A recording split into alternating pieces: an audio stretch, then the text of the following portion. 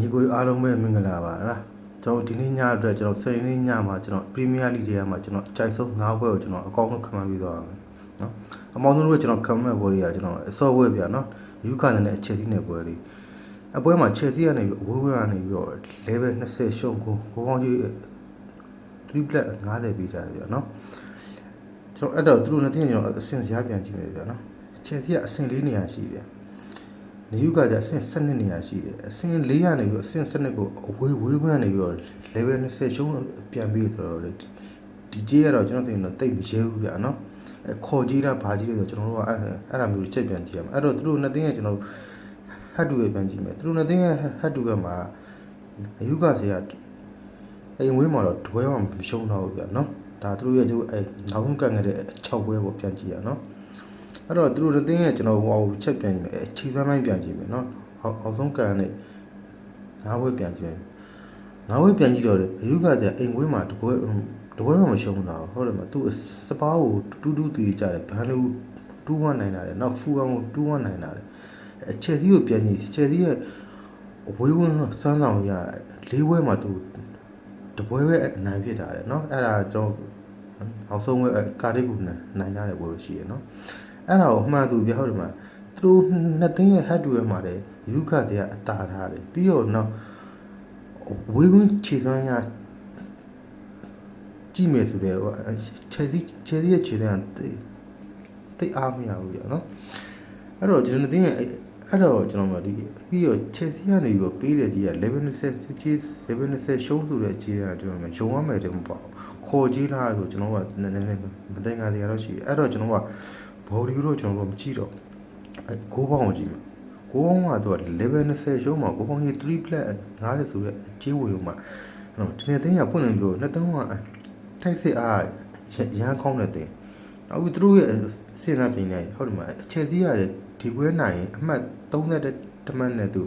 အမှတ်အပေါ်ကအာဆင်နယ်နဲ့အာစီတီကိုသူအမီဖို့ဆိုရင်သူကဟိုဂိုးစကိုကအများကြီးယူအောင်နော်ဟုတ်တယ်မလားအဲ့ဒါကိုဘာလို့ဒီဂိုးပေါင်းကြီးကကျွန်တော်သိနေဟုတ်မှာ3 black 50ဆိုလာပြီးတယ်အဲ့တော့ကျွန်တော်ကြိုက်တော့ဒီနေ့တဲ့တင်းကိုတော့ကျွန်တော်အကိုအောက်ကိုတစ်ပေါက်တော့ကျွန်တော်ပိုကြိုက်တယ်နော်အဲ့ညီကိုကြိုက်လို့ညီကိုရှိယူဖို့ပဲလားနော်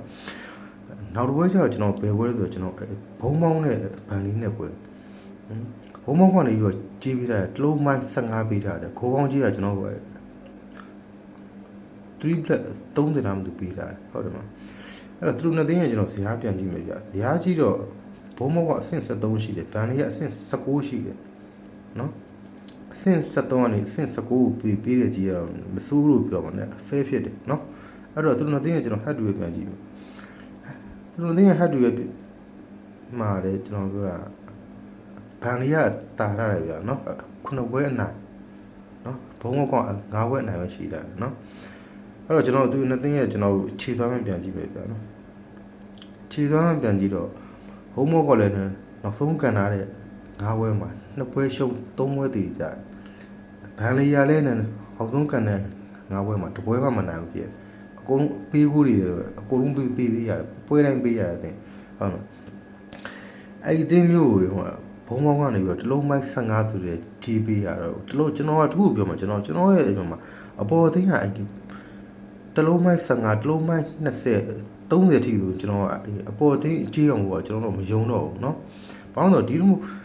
အဆင့်19ကအတင်းကိုဗျာနောက်ပြီးတော့ပွဲတိုင်းရှုံးနေတဲ့အတင်းကို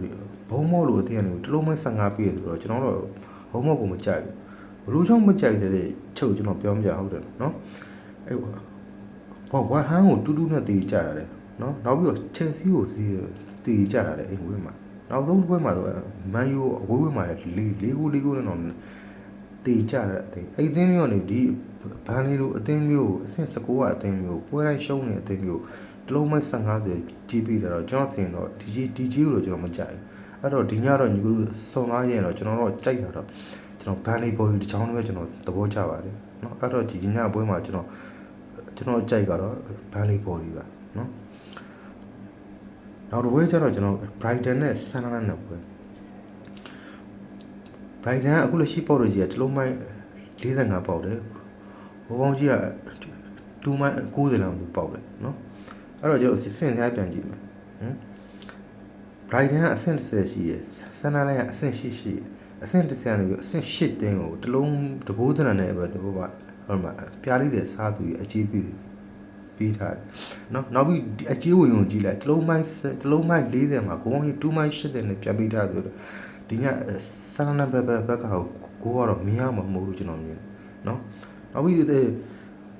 တို့တင်းဟတ်တွေပြန်ကြည့်တယ်သူတို့တင်းဟတ်တွေပြန်ကြည့်မှာ Brighton ကအနိုင်ဖြစ်တာတပွဲနိုင်တာတပွဲနိုင်တယ်တပွဲတည်ဖြစ်တာ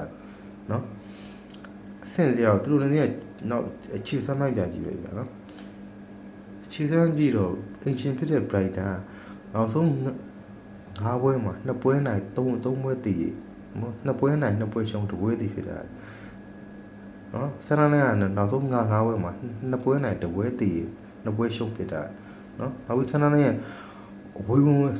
ဆန်းဆောင်ရတော့တိတ်တော့မကောင်းဘူးဖြစ်နော်နောက်ဆုံးပွဲမှာသူဖူအောင်ဝါးစီနဲ့ရှုံးတာလေလီဗာပူးကိုမော်မန်တေကြတယ်အာဇီဒီကို3-3စီနဲ့ရှုံးတာနော်အဲ့တော့ကျွန်တော်အထင်တော့ဟုတ်မှာ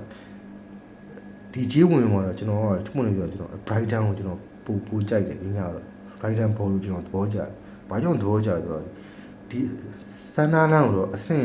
4နေရာလောက်တော့မပေးနိုင်ဘူးကျွန်တော်မြင်တယ်မပေးသင့်ဘူးကျွန်တော်မြင်နော်ဒီနေရာစန္ဒာလန်နေရာမှာနေရာတော့မဟုတ်နော်အဲ့တော့ကျွန်တော်ဒီညတော့ကျွန်တော်ကြိုက်တာလုံးပလက်40မှာကျွန်တော်ပြောဒီညအင်ရှီဖြစ်တဲ့ကျွန်တော် Brighton ဘောဒီချောင်းနဲ့ကျွန်တော်ပူကြိုက်ပါတယ်နောက်ပွဲကျွန်တော်ဘူးနဲ့ Brentford နဲ့ပွဲနော်အဝေးဝင်ဖြစ်တဲ့ Brentford ကကြီးကျော်ပြန်ပြီးတာ level 90ရှုံးကိုဟိုပေါင်းကြီး2မှ80ပေးတာနော်ဒီနေ့တင်းရဲ့အဆင့်စရာကြီးဒီနေ့တင်းရဲ့အဆင့်စရာကြီးတော့အင်ဂျီဖြစ်တဲ့ဘူးကအဆင့်20ဖြစ်တယ်နော်အဝေးဝင်ဖြစ်တဲ့ Brentford အဆင့်15ရှိတယ်အဆင့်15နေပြီးအဆင့်20အဝေးဝင်ကနေပြီး level 90ရှုံးပြန်ပြီးရတော့နည်းဒီကြီးကတော့မစိုးလို့ကျွန်တော်မြင်တယ်နော်အခုသူတို့နဲ့တင်းရဲ့ head to ရဲ့ကြီးရအောင်ဗျာတို့နဲ့ head to ရဲ့မှာအင်ဂျီဖြစ်တော့ဘူးကတော့တာထားတယ်နော်အကိုးဝဲနိုင်တာတယ်နော်အဲ့တော့ကျွန်တော်တို့သူတို့ရဲ့ခြေသမ်းမှပြန်ကြည့်မယ်ဗျာနော်ခြေသမ်းမှပြန်ကြည့်ရင်အင်ဂျီဖြစ်တဲ့ဘူးကနောက်ဆုံး5ဝက်တပွဲမှမနိုင်သေးဘူးဟုတ်တယ်မလားအဝေးကွင်းဖြစ်တဲ့ Brentford ကလည်းအဝေးကွင်းဆိုလုံး Brentford အသင်းရတယ်လုံးဝကိုကျွန်တော်ပြောတယ်ပေးကူတွေပေးနေရတဲ့အသင်းနော်ဒီညမှာတော့အင်ဂျီဖြစ်တဲ့ဘူးအသင်းကတော့ Brentford တော့အနည်းဆုံးတကူလောက်တော့ရှုမလို့ကျွန်တော်မြင်တယ်နော်နောက်တစ်ခုဝေးဝင်ဖြစ်တဲ့ Brentford အသင်းရတယ်ဟုတ်တယ်မလား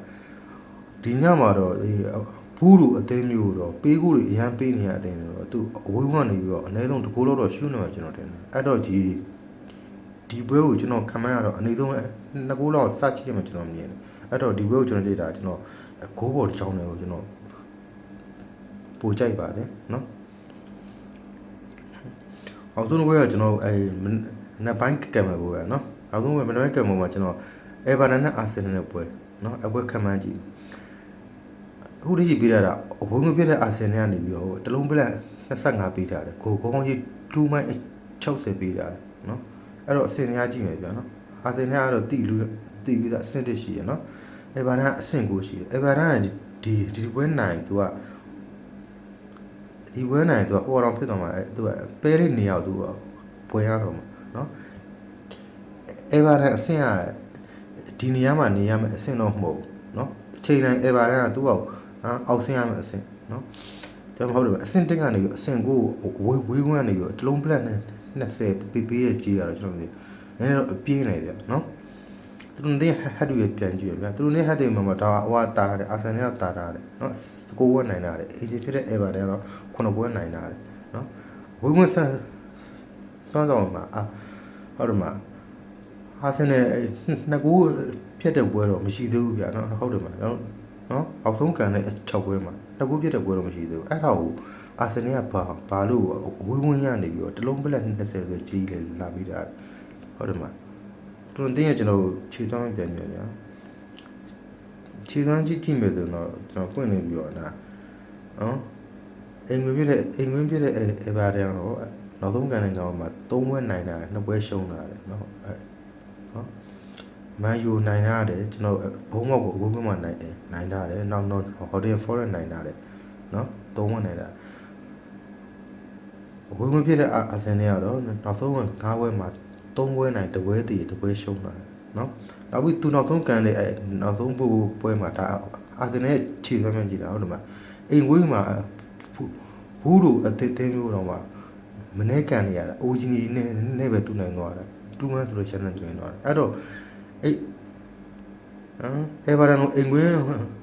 မာတဲ့အသင်းကိုတော့ဟုတ်တယ်မအေဗာရန်အိမ်ဝေးမှာပေးတာကိုပဲရှိတယ်နော်အေဗာရန်အိမ်ဝေးမှာအသင်းကိုပေးတာပြီးတော့ဒီညတော့ကျွန်တော်ပဲ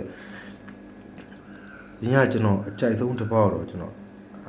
ဘွေးဝင်ဖြစ်တယ်အာဆင်နယ်ဘော်ဒီကျွန်တော်သဘောကျတယ်နောက်ပြီးတော့ညီကိုတို့ကိုကျွန်တော်ပြောတာဟိုဂိုးအောက်လေးနေပါပြန်ကိုင်းတော့မစိုးเนาะအဲ့တော့